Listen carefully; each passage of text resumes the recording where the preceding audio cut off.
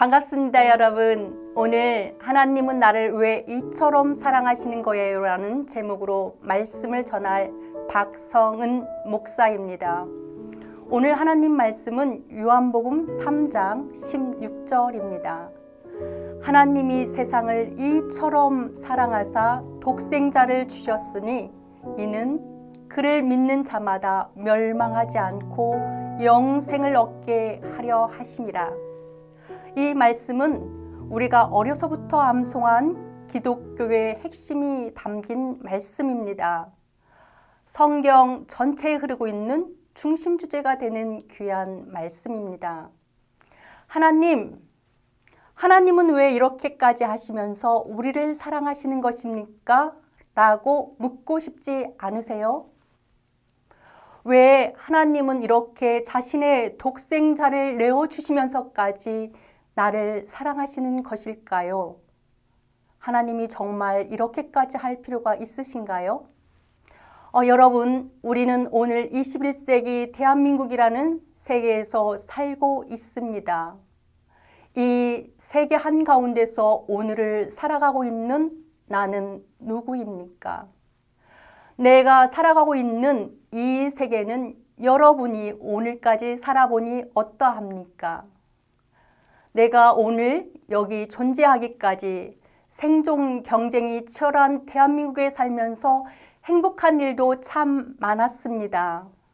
하지만 오늘을 살아가고 있는 것, 인간관계, 가족관계, 나 자신과의 관계, 직장생활, 학업, 급속히 변화하는 세계에서의 적응 등 참 삶이 쉽지 않다라는 생각을 했을 것입니다.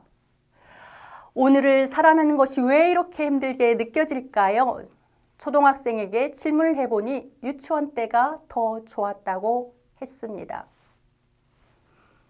오늘 말씀을 전하는 목적은 하나님께서 이렇게까지 나를 사랑하시는 사랑을 알아 하나님과의 관계를 온전히 회복하여 오늘을 살아가는 우리가 모든 관계에서 행복을 만들어내는 복된 삶을 살기 위함입니다.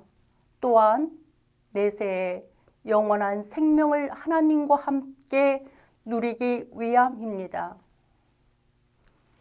오늘 본문에는 하나님, 세상, 이처럼 사랑, 독생자, 저를 믿는 자마다 멸망, 영생이라는 단어가 나오고 있습니다.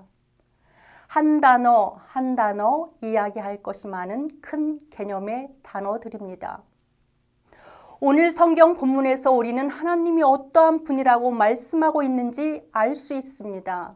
하나님은 세상을 이처럼 사랑하시는 분입니다. 그를 믿는 자 한 영혼 한 영혼 고요한 존재에게 그를 믿는 자 한 사람 한 사람 고요한 존재에게 영원한 생명을 주시기 위해서 자신이 하나밖에 없는 아들을 십자가에 내어주신 분입니다. 이렇게까지 하신 이유는 그를 믿는 자에게 멸망하지 않고 영생을 주기 위함입니다. 왜 하나님은 하나밖에 없는 그의 독생자를 십자가에 달려 죽기까지 하시면서 인간이 멸망하지 않고 영원한 삶을 누리기를 원하시는 것일까요? 사람은 누구나 태어나 한 번 죽습니다. 죽음 이후의 세계에 대해서는 각 종교, 철학에서 각기 다른 답을 내어놓고 있습니다. 정말 영원한 삶이 있을까요? 유한한 인간에게 영원한 삶이 가능한 것입니까?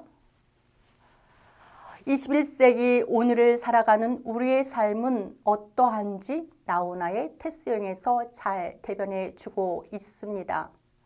나우나의 노래 테스형은 많은 사람의 공감을 얻은 2020년도 히트곡입니다. 나우나는 테스형이라는 노래에서 이렇게 말합니다. 테스형, 세상이 왜 이렇게 힘들어? 내가 오늘 어쩌다가 한바탕 턱이 빠지게 웃기는 했는데 사실 형, 나는 내일이 오는 것이 두렵다 라고 합니다. 테스 형, 소크라테스 형, 왜 이렇게 사랑이 힘들어? 자신들이 좋아 선택해서 만난 사이인데 왜 이렇게 힘들다는 것이지요? 테스 형, 나 한 가지 또 궁금한 게 있어. 세월은 또 왜 그래?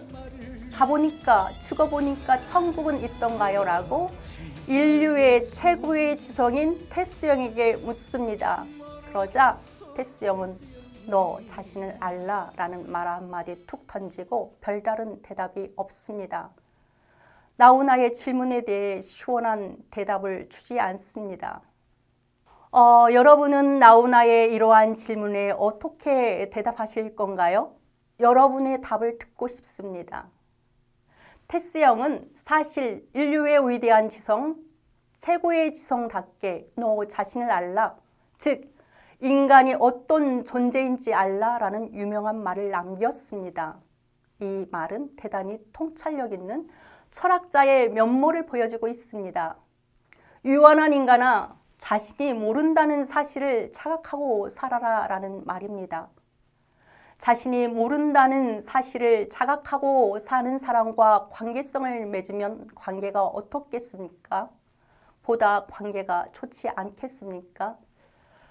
인간이 자신을 무엇을 아는지 모르는지도 모른 채 살아가는 것보다 내가 무지한 존재임을 자각하며 사는 것은 현명합니다.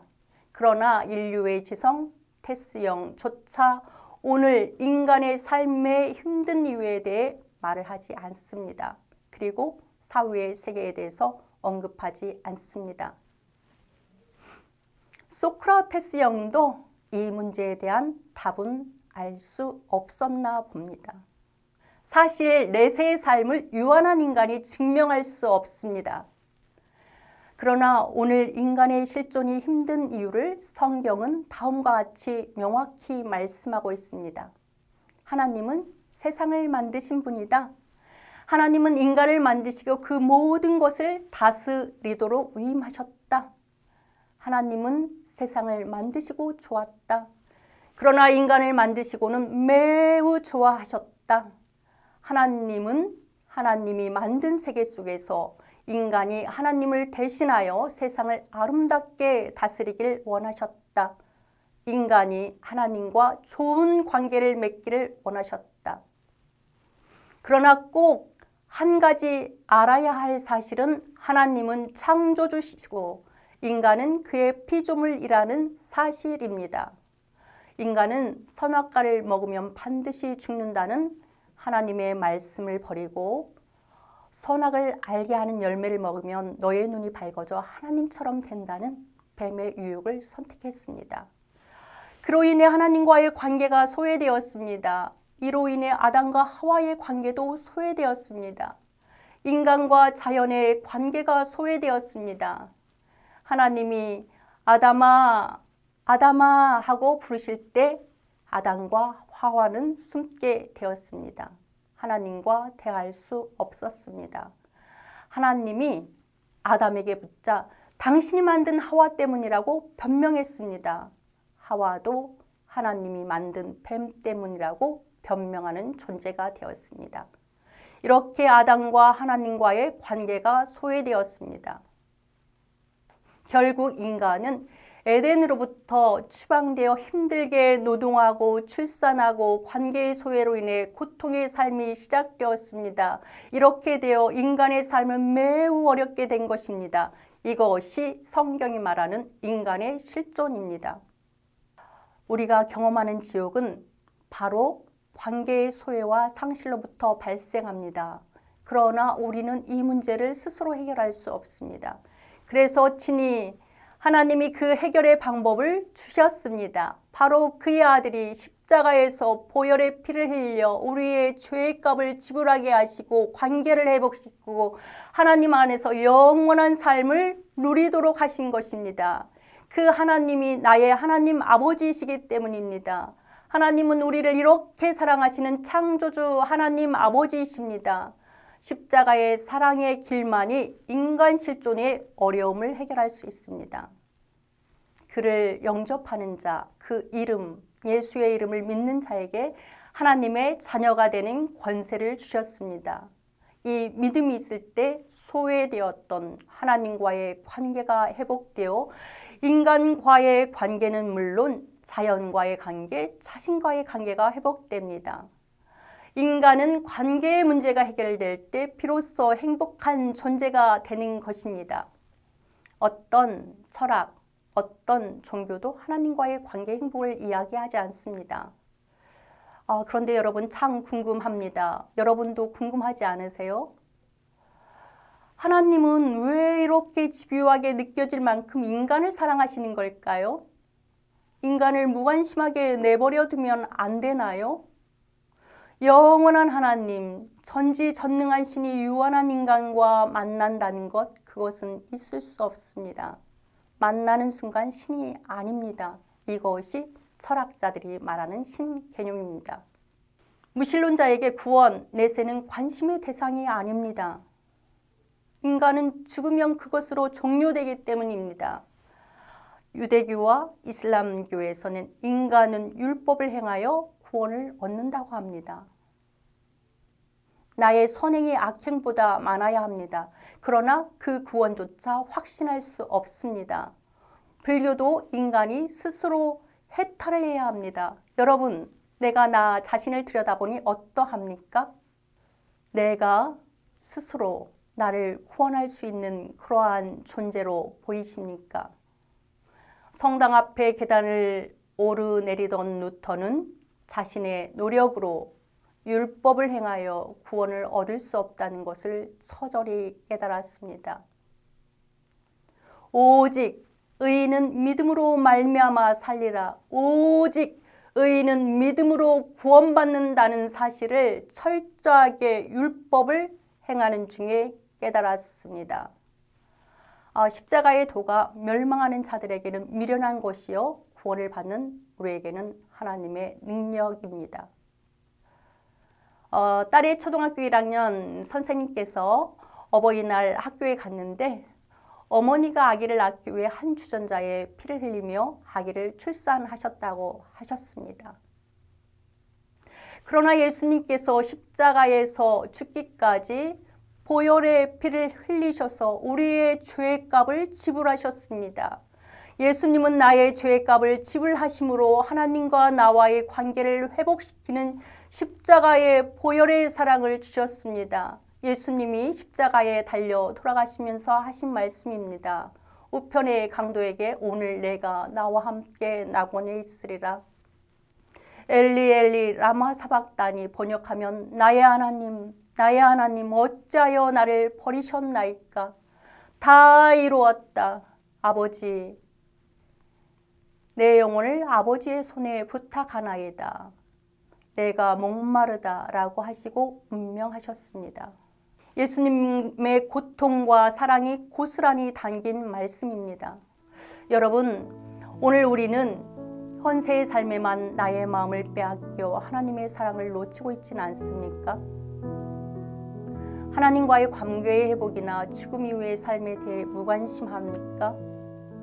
예수님은 그 부끄러운 십자가를 날 위해 지셨습니다. 그로 인해 우리가 사망 권세를 이기게 하셨습니다. 그를 믿는 자에게 멸망하지 않고 영원한 생명을 얻게 하셨습니다. 세상에 이보다 더 귀한 사랑이 어디에 있겠습니까? 하나님이 세상을 이처럼 사랑하사 독생자를 주셨으니 이는 그를 믿는 자마다 멸망하지 않고 영생을 얻게 하려 하심이라. 하나님은 이처럼 나를 사랑하십니다. 이러한 하나님 아버지가 나의 아버지입니다. 나는 구원받은 하나님의 자녀입니다. 나는 영생의 구원을 얻었으니 이보다 귀하고 복된 존재가 세상 어디에 있겠습니까?